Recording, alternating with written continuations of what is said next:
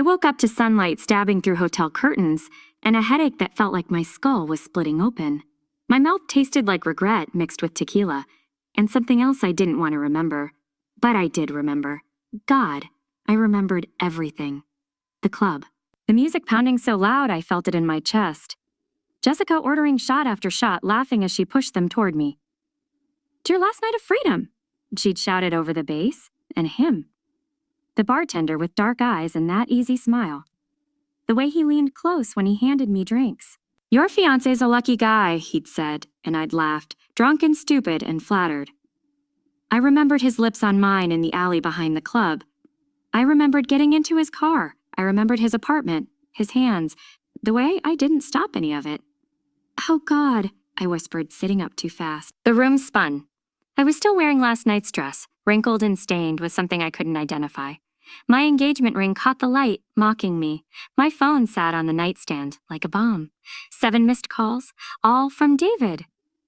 The bathroom door opened and Jessica stumbled out, mascara smudged under her eyes. "My head is literally dying. Did we?" She stopped, looking at my face. "Emma, what's wrong?" "I cheated on David." The words came out flat, dead. Jessica froze. "What? No. What are you talking about?" "The bartender." "The bartender." "Marcus. I went home with him. My voice cracked. "I slept with him, Jess." She sat down hard on the other bed. "No. Emma, you were drunk. You wouldn't." "I did." I picked up my phone with shaking hands. "David called 7 times. He knows something's wrong." "Don't," Jessica said quickly. "Don't call him. Not yet. Just, let's think about this." "Think about what?" "I cheated on him 6 weeks before our wedding. You were drunk. That guy took advantage. I kissed him first. I could barely breathe. I knew what I was doing. Maybe not at first, but I remember enough to know I could have stopped. I didn't. Jessica moved to sit beside me, putting her arm around my shoulders. Okay, listen. Nobody has to know. We were in Miami. It meant nothing. You can just forget it happened. Live with that secret. People make mistakes, I looked down at David's name on my screen. We'd been together 3 years. He'd proposed at the park where we had our first date. He'd cried when I said yes. He'd never done anything to deserve this. "I have to tell him," I whispered. "Emma, I have to." My finger hovered over his name. My whole body was shaking. "If I don't, this will eat me alive." Jessica squeezed my shoulder. "Are you sure?" "No. I wasn't sure of anything except that the moment I pressed that button, everything would change. My perfect life, my perfect fiancé, my perfect future, all of it was about to explode." I pressed call. The phone rang once, twice. On the 3rd ring, David answered. "Emma? Thank God. I've been calling. Are you okay?" His voice was warm, worried, normal. I closed my eyes. "David, My throat closed up. "What's wrong? What happened?" I couldn't speak. Tears were already streaming down my face. "Emma, you're scaring me. Did something happen? Are you hurt?" The sob came out of nowhere. "I'm sorry. I'm so sorry." "Sorry for what? Baby, talk to me." Jessica was watching me, her own eyes filling with tears. "I did something I managed. Last night, I did something terrible." There was a pause. When he spoke again, his voice had changed. Careful, guarded. "What did you do?" "I was drunk, and there was this guy, and the silence that followed was the worst sound I'd ever heard. "David? Tell me." His voice was flat now, cold. "Tell me everything." So I did. I told him about the bartender, about the drinks, about going back to his apartment. I told him I was drunk, but not so drunk I didn't know what I was doing. I told him it meant nothing, that I loved David, that I was sorry, that I would do anything to fix this. He didn't interrupt. He didn't yell. He just listened. And somehow that was worse than if he'd screamed at me. When I finally stopped talking, there was another long silence. "David, please say something. You'll regret this." 3 words. That was all. Then the line went dead. I stared at the phone. "David, David." I called back immediately. It rang and rang. No answer. I called again. "Again. Pick up," I sobbed. "Please pick up." Jessica tried to take the phone. Give him space." "No," I jerked away, dialing again. "I need to talk to him. I need to explain." "You did explain. He needs time to process." I opened my texts instead, typing frantically with shaking fingers. "Please talk to me. I love you. I'm so sorry. Please. It meant nothing. You're everything to me. David, please. Message after message. He didn't respond. The messages went from delivered to read, but he said nothing. What did he say? Jessica asked quietly. Before he hung up, I looked at her, my face wet with tears. He said, I'll regret this. She paled.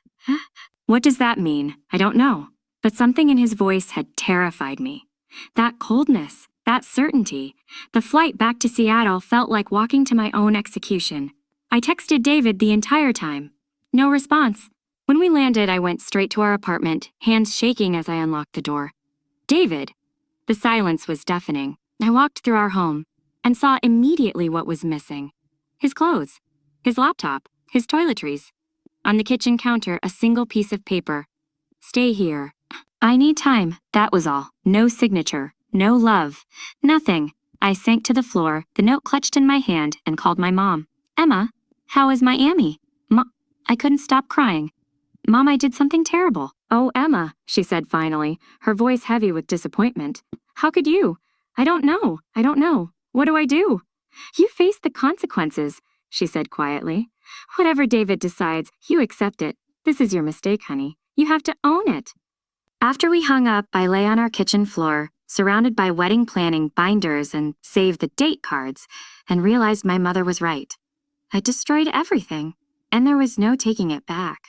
3 days of silence. I couldn't eat. I couldn't sleep. I took time off work, telling my boss I had the flu. I stayed in the apartment, surrounded by wedding plans that now felt like evidence of my own stupidity. The dress hung in the closet, white and pristine and mocking. The invitation sat on the dining table, addressed, but not yet mailed. The seating chart I'd spent hours perfecting was still on my laptop screen. 6 weeks. Our wedding was in 6 weeks. I kept looking at my engagement ring, twisting it around my finger.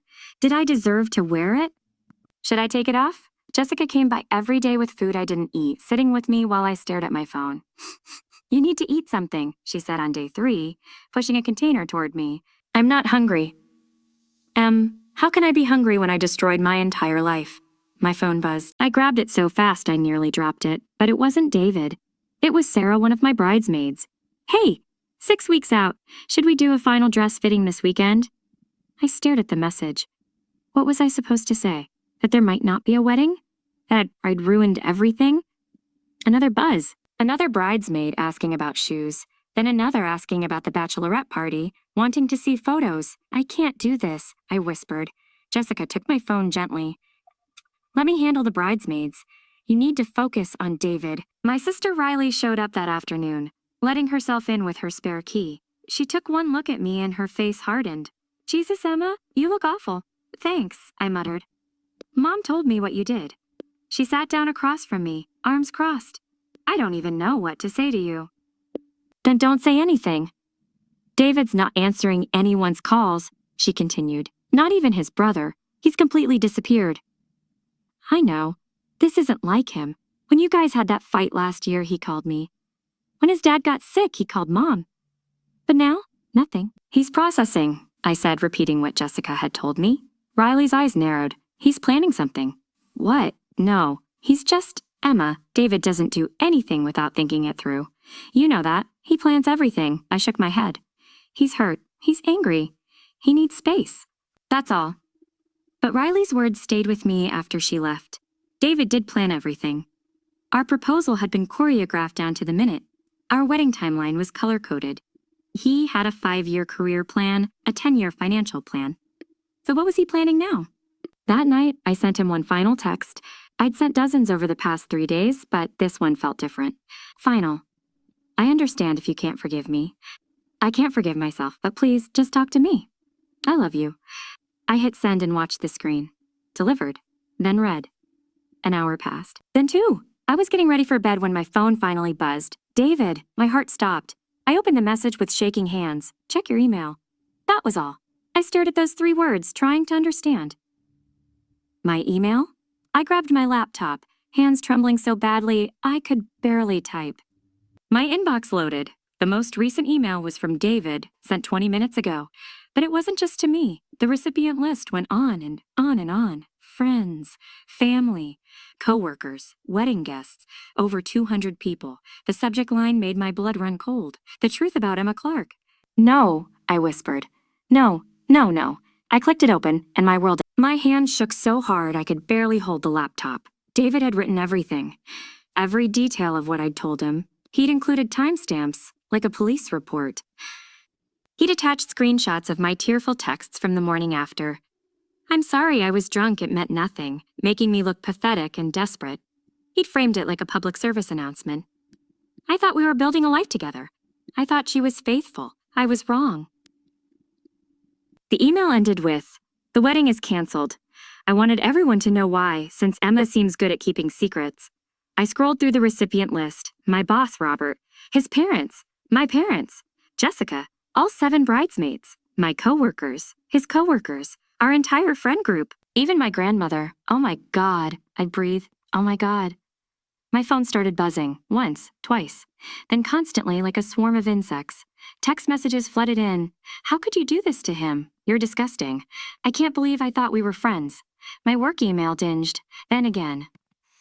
Then again. And again. Jessica called. I answered with shaking hands. Emma, everyone knows. My phone won't stop ringing. David's telling everyone you're a cheater and a liar. He sent an email, I whispered. To everyone. He told everyone. He told everyone. I know. I got it.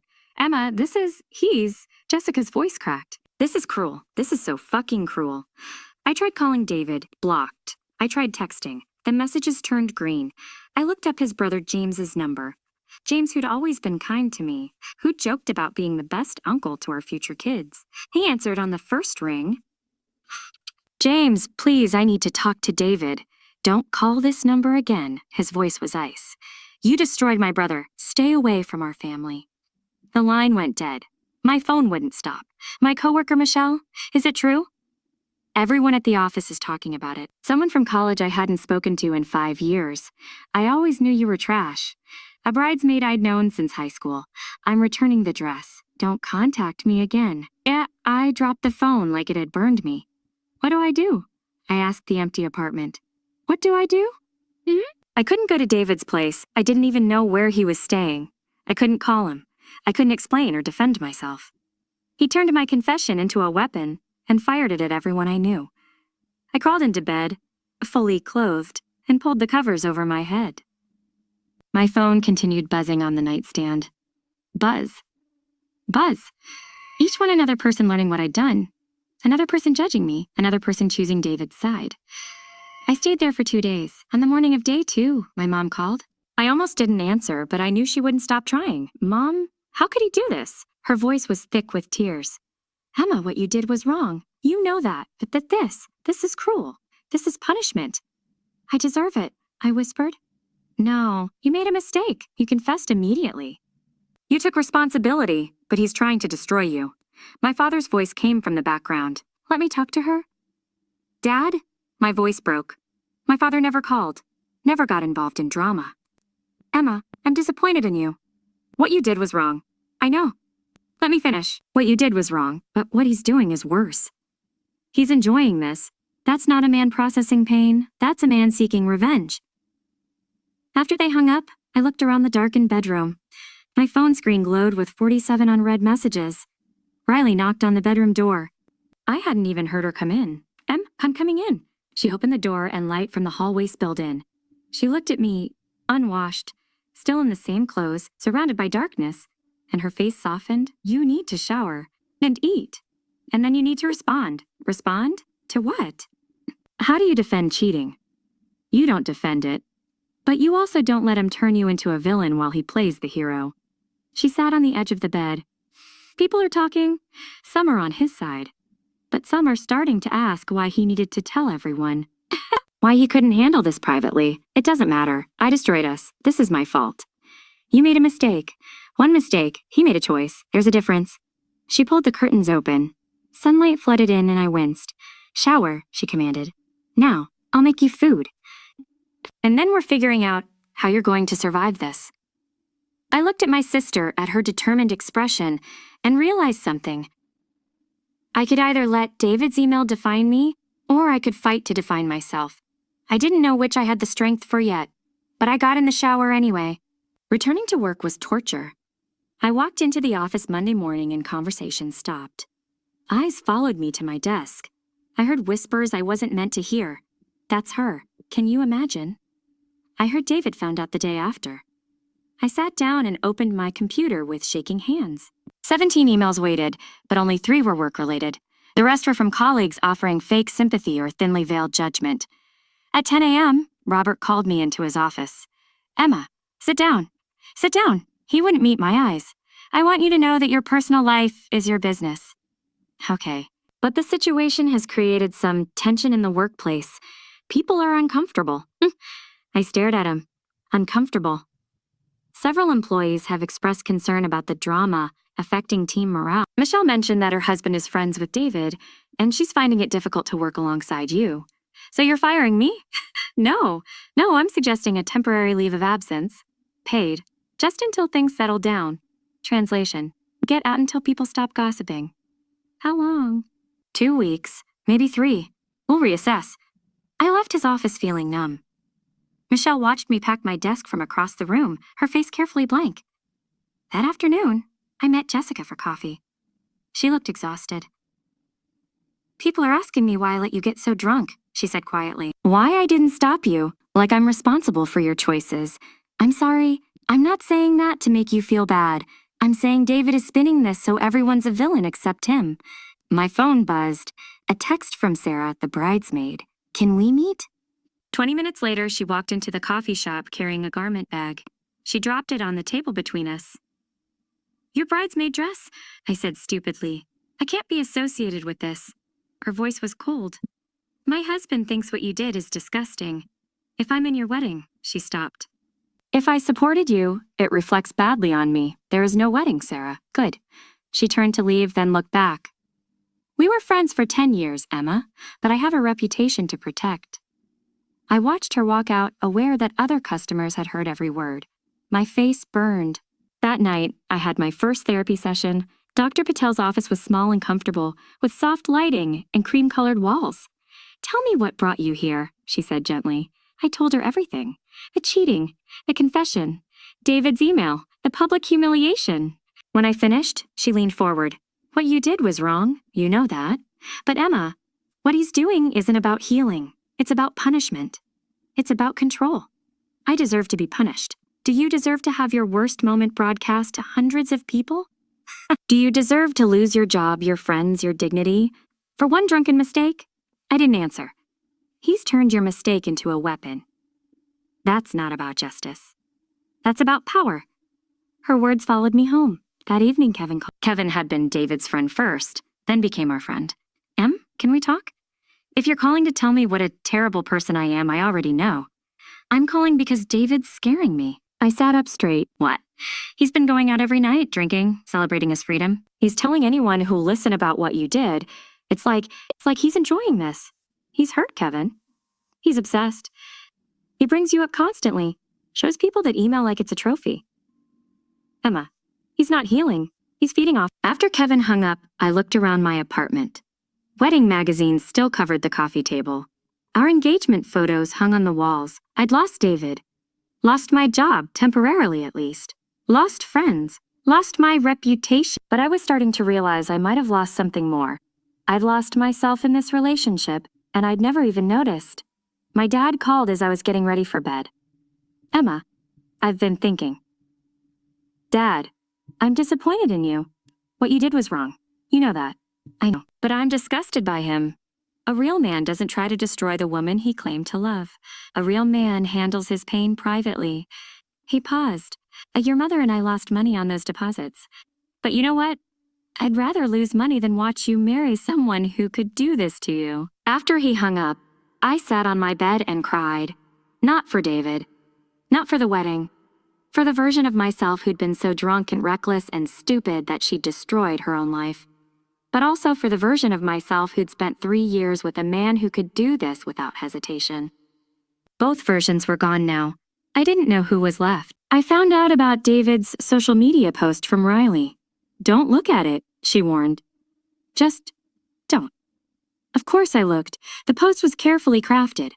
A photo of him looking thoughtfully at the ocean, accompanied by 3 paragraphs about betrayal, growth, and moving forward. He didn't mention my name, but everyone knew who he meant. When someone you love betrays you, you have two choices, become bitter or become better. I choose better. The comments made me sick. You're so strong.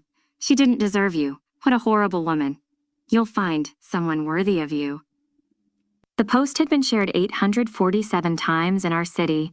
David had become a local hero, the man who'd publicly stood up to his cheating fiancé. I was the villain in a story being told to thousands of strangers. I stopped eating. Sleep became impossible. I spent days in pajamas, scrolling through comments from people who didn't know me but hated me anyway. Jessica found me on day 4, surrounded by wedding albums I'd been crying over. I ruined everything. I sobbed when she walked in. I destroyed my own life. She grabbed my shoulders, forcing me to look at her. You made a mistake. One mistake. You got drunk and did something stupid. That doesn't make you a monster. And it doesn't give him the right to torture you forever. But I cheated, and you confessed immediately. You took responsibility. You've apologized 1,000 times. What more does he want? You complete destruction? I stared at her. That's exactly what he wants, I whispered. For the first time since this started, I felt something besides guilt and shame. There's my best friend. He's enjoying this. The realization hit me like a physical blow. He's actually enjoying watching me suffer. Yes, he is. I thought about the past 3 years, how David always needed to be right in arguments. How he'd frozen out his own cousin for a year over a disagreement about politics. How he'd once told me about an ex-girlfriend who'd betrayed him by moving away for a job, and how he'd made sure everyone knew she'd abandoned him. I thought he was principled, strong, uncompromising in his values. Now I saw the truth. He was controlling, vindictive, unable to forgive. I ignored so many red flags, I said quietly. I thought he was just disciplined, but he's cruel. Yes, Jessica said simply. I looked at the wedding albums, at the photos of us smiling, and felt nothing but relief that I hadn't married him. I need to write something, I decided. I need to respond. Are you sure? He turned my confession into entertainment. I'm not going to let him control the narrative anymore. I spent 3 hours writing. Not angry, not defensive, just honest. I cheated on my fiancé. I was drunk, but that's not an excuse.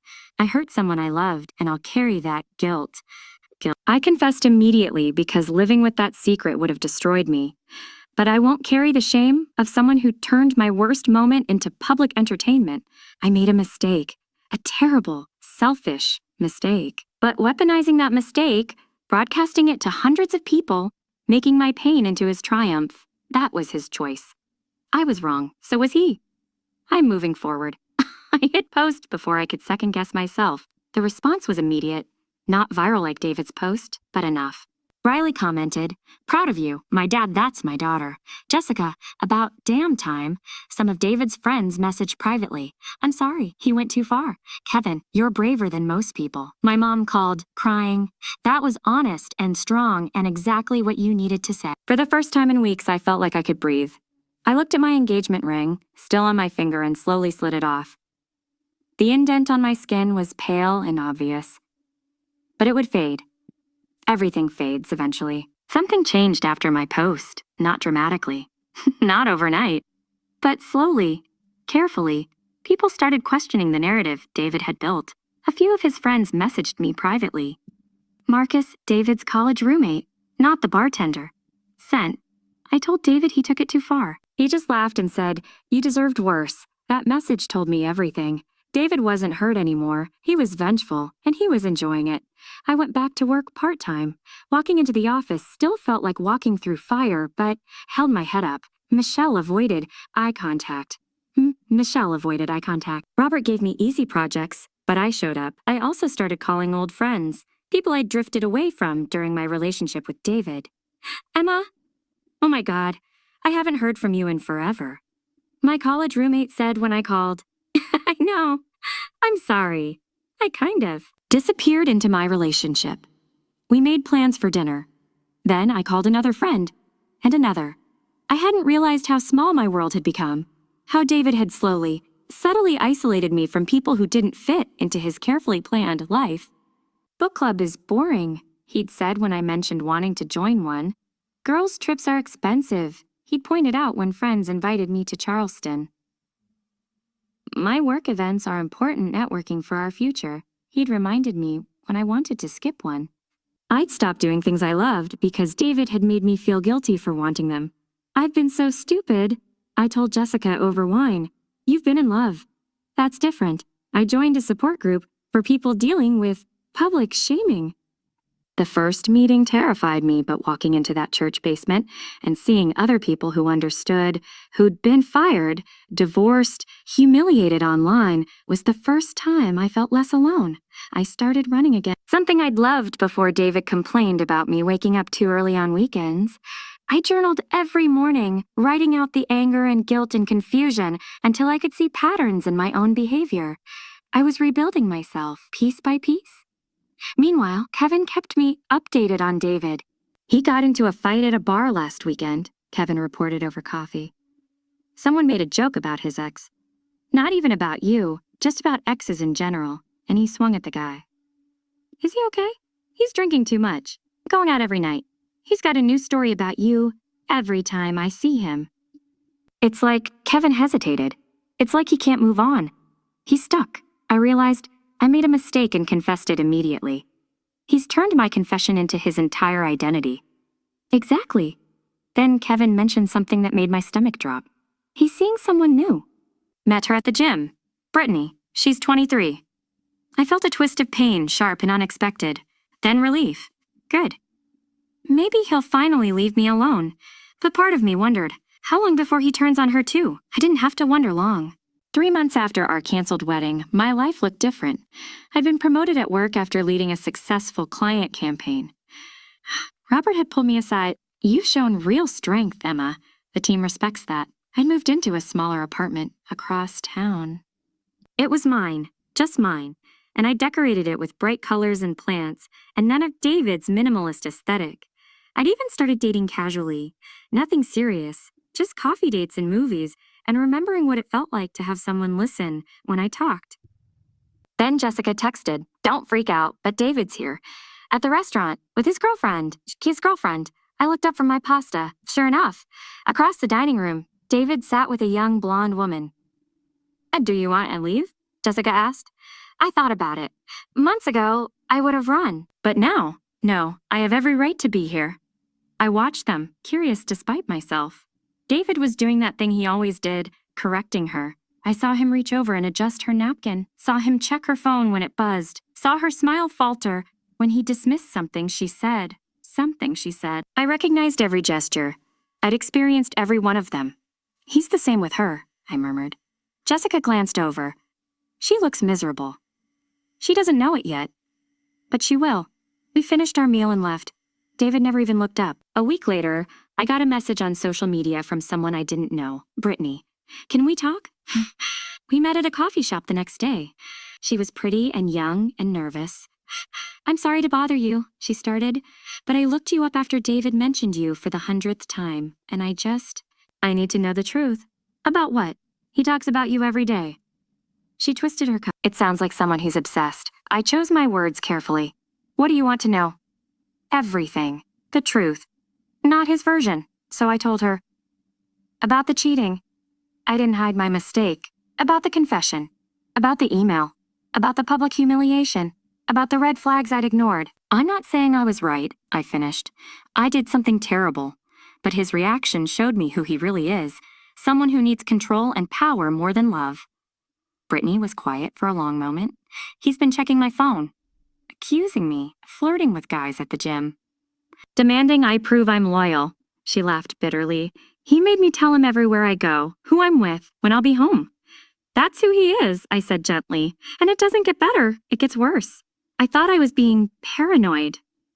"But I'm saying you deserve better than someone who treats love like ownership." She left shortly after, thanking me quietly. I didn't hear anything for a week. Then Kevin called. "David and Brittany broke up." "What happened?"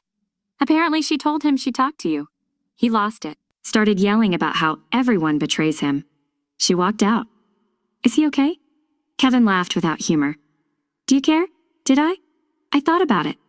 Months ago I would have. But now? No, I admitted. I hope he gets help. But I don't care anymore. Good. Because he's telling everyone she's crazy." That she was obsessed with you. He's already rewriting the story. Of course he was.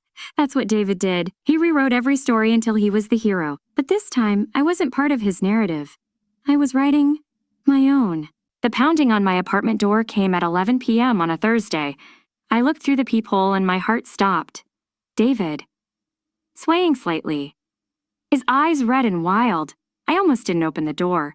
But something told me this needed to happen. Emma. He pushed past me when I opened the door, bringing the smell of whiskey with him. We need to talk. You're drunk. You turned Brittany against me. His voice was too loud for my small apartment. You can't let me be happy. I told her the truth, David. Just like you told everyone the truth about me. That's different. You cheated. You destroyed us. And you destroyed me publicly, so I guess we're even. He stared at me, his face twisting. Even? You think we're even? I think we're done. You should leave. No. No, I came here to... He stumbled, catching himself on my counter. You need to tell Brittany you lied. Tell her you're a vindictive bitch who's trying to ruin my life. Something in me snapped. I cheated on you, and that was wrong, I said steadily. But you didn't just break up with me. You tried to destroy me. You sent that email to humiliate me. You posted on social media to make yourself a hero. You wanted me to suffer. And when I started healing, you couldn't stand it. Because you deserved it. For how long? David? How long did I deserve to suffer? A month? A year? Forever. He opened his mouth, closed it. I made one mistake, I continued. One drunken, stupid mistake. You made a calculated decision to hurt me as badly as possible, for as long as possible. Those aren't the same thing. I loved you. His voice cracked. You threw it away. No, I hurt us both. You chose to hurt only me. That's the difference. He sank onto my couch, suddenly looking smaller, defeated. I can't stop thinking about you, he whispered. I check your social media every day. I ask people about you. I sabotaged things with Brittany because she wasn't you. David, can we start over? He looked up at me with desperate eyes. I forgive you. We can start over. I looked at this man I'd almost married, this man who'd been kind and loving until I'd made a mistake, and then had transformed into someone cruel, someone vindictive. I felt nothing but relief that I hadn't married him. I forgive you for what you did, I said quietly, not because you deserve it, but because I deserve peace. But we're done, David. We were done the moment you sent that email. Emma, please, you need to leave. And you need to stop checking my social media. Stop asking about me. Stop making my mistake into your identity. Get therapy. Move on, but do it without me. He stood slowly, swaying. At the door, he looked back. I really did love you. I know, but love shouldn't destroy people. After he left, I locked the door and leaned against it, my whole body shaking. Then I called Jessica. He came here. It's over. It's really over. Are you okay? Yeah. I laughed, surprising myself. Yeah, I think I am. She came over anyway with wine and ice cream. We sat on my couch and laughed about terrible things. You almost married that, Jessica said, gesturing with her wine glass. I know. Dodged a bullet. A bullet you fired at yourself, but still. We laughed until we cried, and it felt like releasing 3 years of tension. When she left, I stood at my window looking out at the city lights. I'd cheated. I'd confessed. I'd been publicly humiliated. I'd lost friends and respect, and the future I'd planned. But I'd also learned who I was without someone controlling me. I'd learned I was stronger than I thought. I'd learned that one mistake didn't define me. I'd learned I could survive anything. 6 months after our canceled wedding, I stood in my new office at the competing firm, looking out at Seattle's skyline. The promotion had come with a significant raise and my own team. Robert had been gracious about my departure. You've outgrown us, he'd said. Go be great. My phone buzzed. A text from my dad. Lunch Sunday? Your mother wants to see your new place. Yes. Riley too? Of course. She's bringing her new boyfriend. My family had rallied around me in ways I hadn't expected, and my mother, who'd been so disappointed, had become my fiercest defender. My father, who never got involved in drama, had called David's behavior cowardly. Riley texted me daily memes and encouragement. Jessica knocked on my office door. Ready for tonight? Kevin's party. Yeah, should be good. You know David might be there. I know. I grabbed my coat. It doesn't bother me anymore. And it didn't.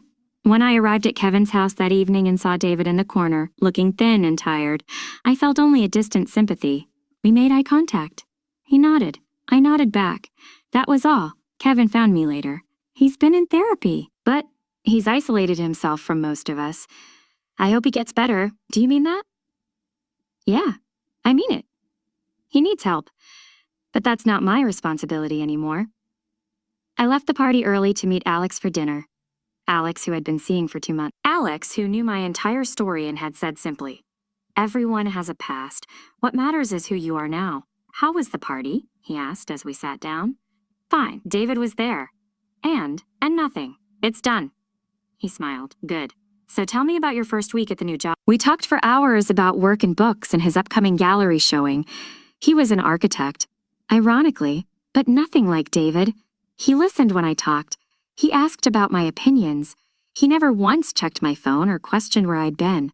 He treated me like an equal, not a possession. Later that week, on what would have been my wedding day, I took myself to Portland. I'd always wanted to see the city.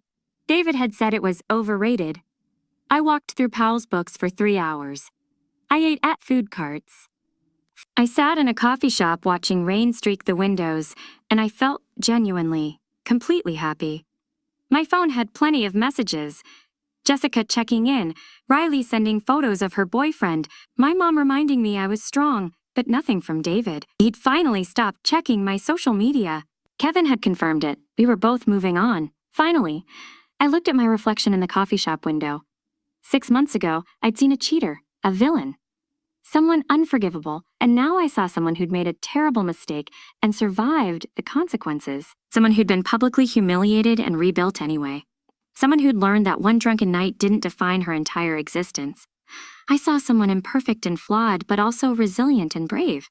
I saw myself. My phone buzzed. "How's Portland?" "Beautiful. I'll tell you about it tomorrow." Can't wait.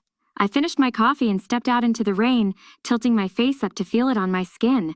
Sometimes the worst mistakes lead us to our best selves, but only if we're brave enough to face the truth, accept the consequences, and keep moving forward. I'd done all 3, and I was finally completely, gloriously free. The end.